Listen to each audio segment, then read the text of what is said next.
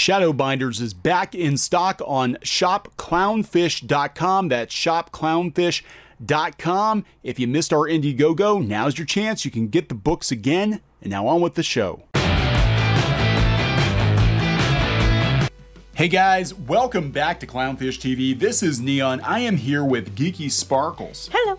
And we're going to talk more about the decision by Disney and Lucasfilm to change the name of Boba Fett's ship from Slave One to Boba Fett's ship. Yes. I think, if you ask me what my opinion is, I think that they're going to give it a new ship in the book, a new ship name in the book of Boba Fett. So they're just doing this as a fill-in so they don't leak too much information before they switch it over. Yeah, we're going to talk about some of the pushback against this, including one of the Boba Fett actors, the guy who played Boba Fett in the special edition. Mm-hmm.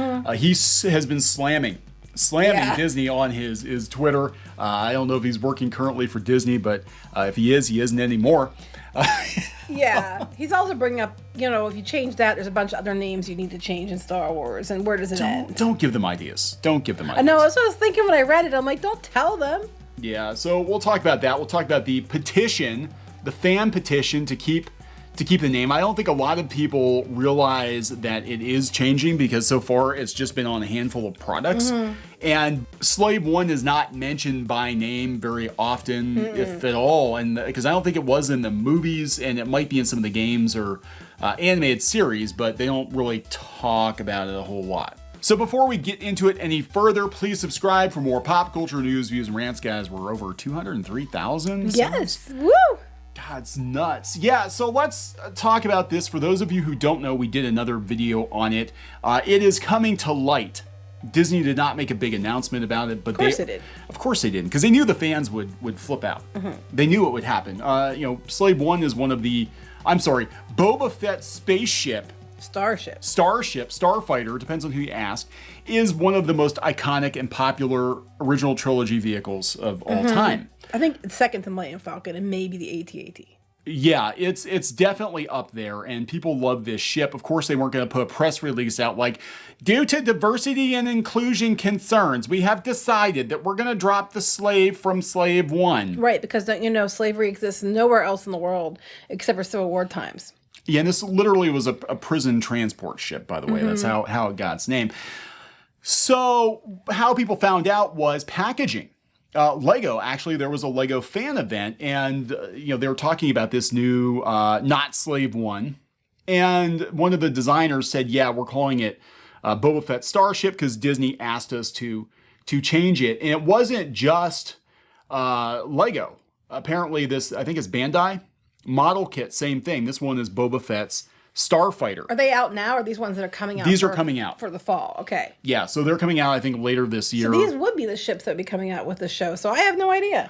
Yeah, I don't know, because Book of Boba Fett, we're going to see more, I'm sure, of the ship formerly known as Slave One. And look, we know why they did it. Current year, you're not allowed to have anything that's even remotely offensive. Yeah, and I mean, okay, if I'm being fair, I get why they changed it. I don't think it's a good idea. I think it was going to draw a lot of backlash. I mean, but I could guess in some way I can understand why they did it. But I'm just like, could you just stop? They're going to have to come up with a much better name. Call it S1 or something if you're worried about it. S1. Because everybody's going to call it Slave One anyway. What are you going to do? Go to everybody's house and say you're not allowed to say that? Yeah, I mean, nobody thought anything of this back in the 80s. I mean, hell, the toy commercial. We showed you the toy commercial in the other video, and there was a black kid playing with Slave One. I don't think anybody thought anything about it. We weren't talking about slaves here in America. We're talking about a galaxy far, far away. The ship has that name because it used to transport prisoners. Right, and no one was saying that was a good thing. It wasn't like, hey, this is a hot and trendy thing over here that we need to name it because it's on the it's a good thing to do. No one said that. And beyond that, Boba Fett was considered a bad guy. Mm-hmm. It wasn't like Luke Skywalker was flying around in the Cotton Fighter or something. It was, Boba Fett is a bad guy. His ship's called Slave One because it sounds menacing. Mm-hmm. He captured Han Solo. I don't think anybody was offended, but now it's 2021. Well, I'm surprised we haven't everybody's changed the offended. X-Wing and Y-Wing because, that could denote gender. We don't want that to happen. Oh my God. Don't give them ideas. Don't give them ideas. So this is the kinder, gentler Star Wars universe. It's not the lived in, beat up, war torn universe that it used to be, right? So one of the actors, this is Marc Anthony Austin, who I guess was Boba Fett in the special edition. They added some more scenes of Boba Fett to A New Hope with the really not good Jabba the Hutt. It was pretty bad. Scene. They fixed it a little bit later. They used the Jabba the Hutt from the Give Phantom me the Menace. original cut any day of the week. Sorry. Yeah, when I was a kid, now we're gonna take a side trip here. When I was a kid, I liked the fact that everybody talked about Jabba, but you didn't know who Jabba was until the very last movie. Like, man, this Jabba must be some kind of a badass. And then you get to the last movie, and I'm like, it's just a fat worm on a slab. That's Jabba the Hutt. Just run away from him. He can't move. You just run. Jabba's gonna get me. No, he's not. No, he's not. Somebody's got to come over and push his slab towards you. Like, why do all those aliens listen to Jabba the Hutt? He can't do shit. Well, maybe they're afraid he'll eat them. But you never saw him move in the original trilogy. You saw him move. Now, they explained it in The Phantom Menace, too. You saw him kind of slink along. But I'm still like, you can outrun Jabba the Hutt. You can totally outrun this guy. Because he's not running. And I think just slinking along a little bit, I think that he's going to be out of breath. He was always like the boss hog of Star Wars. He was. Yeah. So, I was kind of like, I was a little disappointed when I was a kid. I'm like, that's it? This is the Jabba the Hutt we've been hearing about. Han's so afraid of this big fat slug.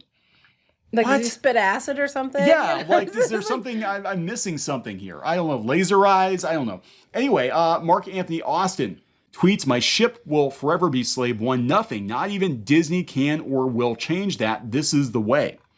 And apparently he's been tweeting up a storm. Oh, that never ends well. Yeah, oh, he got cut. Okay.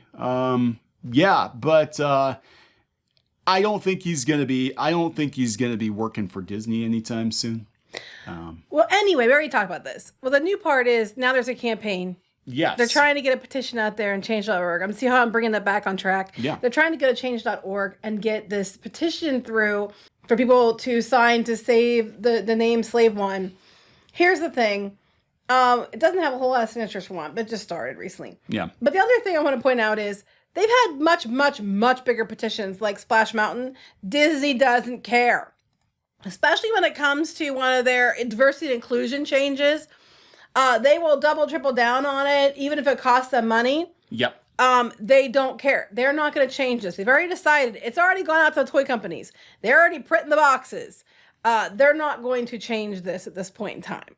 No. And I mean, that's the thing. They're not. They probably will offer up some, I hope, explanation in the book of Boba Fett as to why because he's going to be more of a good guy, I guess. So we're going to have to, maybe he's like, well, it's the Freedom Fighter one now or something. I don't know. It'll be something dumb. It's going to be something dumb. But I did think it was funny, though. Emancipation Eagle. It's not the Millennium Falcon. I did a story on earlier, and it was funny, though. This was over out on Twitter, and I thought it was funny because it's totally true. Disney execs know a toy called Slave One, but the same Disney execs slave labor in China to make your products? Yeah. Yeah. There are a lot of memes out there.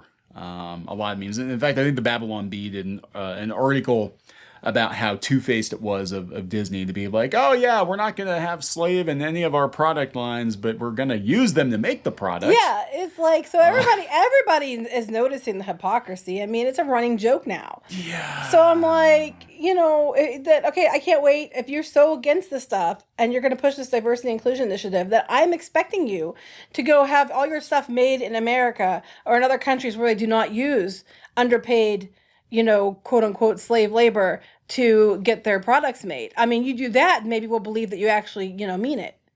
Yeah, that's not going to happen. That's not going to happen. They can do that. Then they'll say, well, we have to charge more. You're going to charge more anyway. Yeah, I know, right? Oh, our prices went up because what? You're paying your people better? We're thinking about it. Mm-hmm. Maybe. Oh, well, now they're so desperate for people over at Disney World that if you want to do the housekeeping or work in the certain positions like kitchen staff, they're giving you $1,000 sign-on bonus. But here's the but. you get $250 of it after 90 days, and you don't get the rest of the other $750 until after you've been there 150 days. Oh, so you can't just like take the check and run. But there's then that's after they laid off all those people. Yeah. And now they're trying to offer bonuses to get people to come back to work. Because I wouldn't trust them. I'd be like, you just like cut me loose. Well, a bunch of cast members, there's a group on Facebook where I think it's like Ear for Each Other, and there's a bunch of cast members that started their own businesses because they were let go. Now a lot of them have gotten called back since, but they're offering all kinds of services, and they're cool. Like the one guy was a chef, and he brings in like all the stuff from like Ohana to your building or to where you're staying. They have people that come in and do the Bibbidi Bobbidi Boutique for your family directly. They have people that will drive you to and from the airport. You know, you can hire them to pick you up. They have all these different things on there. People are making reels, or they're making different products, and they're out there kicking all kinds of ass on their own. So I just found that entertaining. I think the pandemic in that regard is going to reshuffle the deck for a lot of people, and I think possibly some of these bigger corporations will lose a little bit of their power. Because you have one critical point of failure, and when you fail your people, and we've been watching the History Channel a lot of times, watching different businesses get started, and like, did you know the Reese's guy, the Reese's Cup guy, peanut butter cup guy, worked for Hershey, and Hershey fired him, so he went and became his competition, and then Hershey bought him out. Yep.